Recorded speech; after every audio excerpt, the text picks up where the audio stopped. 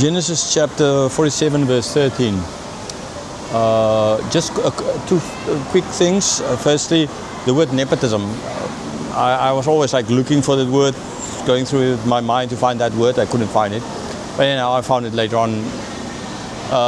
That is just what I was like saying. Joseph was not into nepotism. In other words, he was not giving the best land because of nepotism ultimately. And okay, right. The other thing I just want to quickly say, we are now here in Mega Bang Na, and the reason didn't driving today back, no idea what's going to happen, where we will end up and so in the end, we drove on the the toll road and it's Queen's birthday, so part of it we didn't need to pay. And so we ended up here in Bang Na. And this story, these verses has to do with Joseph, with the people coming to Joseph buying food, and how ultimately they ran out of money. And here we are in the food street at Mega Bang Na. So I actually picked this place because I think it's a very great place as a background for these verses. As I was as well walking here in IKEA and other shops here, and I was just thinking, it's so weird. You have Yangon where you can't even go out at night, right?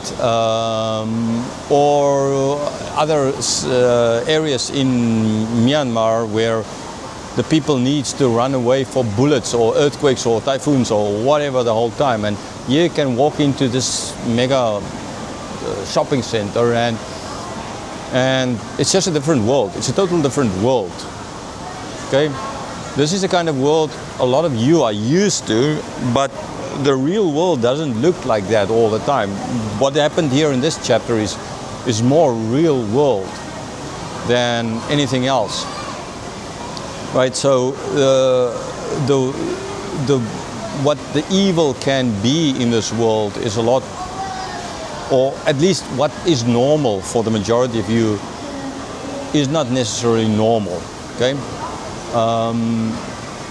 Yeah, so I some other time will get back to that point as well. Looking at the sea last night and it coming in a way, so God holds it back. Okay, so there's lots of things that we can see God at work. And so I picked this spot for this reason, that there's all these food. It shows a different kind of a world. If you have the money, you can come and eat anything here. If you don't have the money, well, you can't. If you're running away for bullets, then you're not in this kind of area. Okay, so one needs to understand how much you actually have. And when we read these verses, we see that these people didn't have a lot of that. Okay. Verse 13. Now there was no food in all the land, for the famine was very severe. So the land of Egypt and the land of Canaan languished by reason of the famine. Right? If you look around here, you don't see famine. There are lots of restaurants, and there's still quite a lot of open seats left, and they can fill those seats and they can bring people whatever they want, if they can pay for it, understandably. Okay, so here you sit in this and you don't understand the concept of famine. It's a different thing when you are queuing, what's like, for example, happening in Gaza, where there's literally a famine going on, and food not allowed in.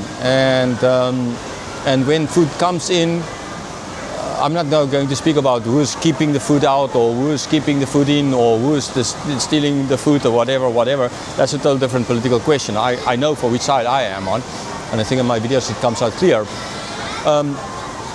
But you don't understand the concept of what famine is if you look around yourself in an area like this. But when you have lived through, say, in Russia in the early 90s, where I remember visiting people, food is water and then one or two potatoes swimming around it, and the mother would give that to the children because that is what famine looks like. or Ethiopia or other places. Remember as well as a kid growing up, speaking about Ethiopia, always we had jokes about the Ethiopians and it's evil, the kinds of jokes we had. I didn't understand it then. I won't joke like that now, and I'm not going to tell any of those jokes now because it's nonsense. Okay, it's not right. So famine. They were in the famine, a very bad time, and they were languishing because of this famine, no food. Verse 14. And Joseph gathered up all the money that was found in the land of Egypt and in the land of Canaan in exchange for the grain that they bought. And Joseph brought the money into Pharaoh's house. Right, so what's the first thing they did? Well, money. So they had money, they could pay. They bought. It doesn't state anywhere that they inflated prices so that they force people within a year to have no money. It's not stated like this at all. Money, you had money, you could buy. We know that normally under famine situations, prices skyrocket.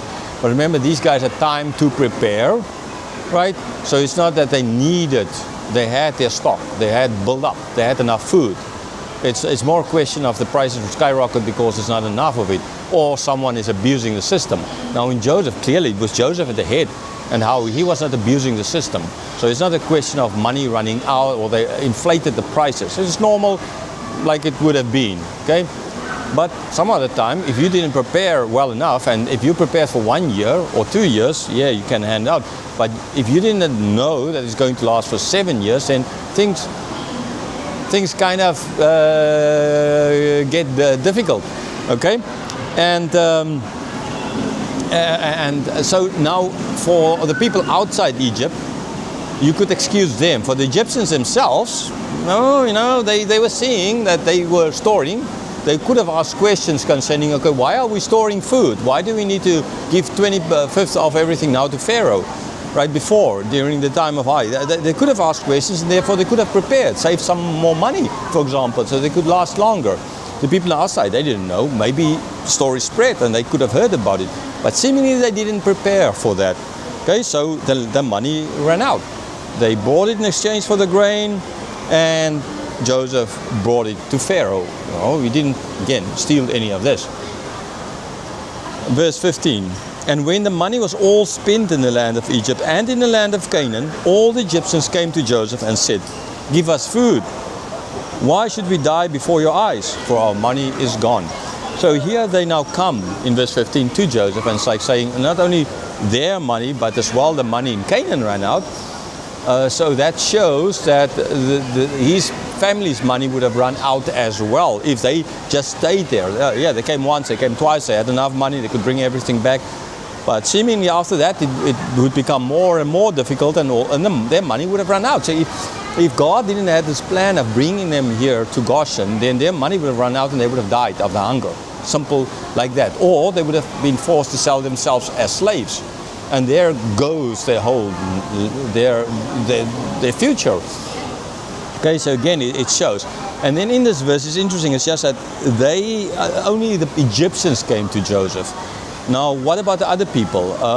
We don't exactly know what they did. I can imagine they still had to come to Egypt for getting food. But it's not now mentioned what they did. It's only mentioned that the Egyptians did this. But I think the fact that they compare now Canaan and Egypt, show both of them in here, is to show to us not so much about the other Canaanites, but about his family that were from Canaan. Okay? I think that is the main point. And now so that their money would have run out. And then the next part is then for the Egyptians. So that is now the only important part. They are now in Egypt already. If they stayed there, the money would have run out. But now they're in Egypt, so they're fine here. But now the Egyptians come to Joseph. Now Joseph could have taken care of his family because he got a salary, so he got money, so he could still pay and provide for them as he did. Not nepotism, from his own pocket, from his own income. Okay, but the other people, their money ran out. So they came to Joseph and said, "Please give us food, because otherwise we're going to die in front of you. What's the point? You saved all this food, you have the food there, but we can't buy it anymore. What do we do now? Our money is gone. What's the good if we die in front of your eyes?"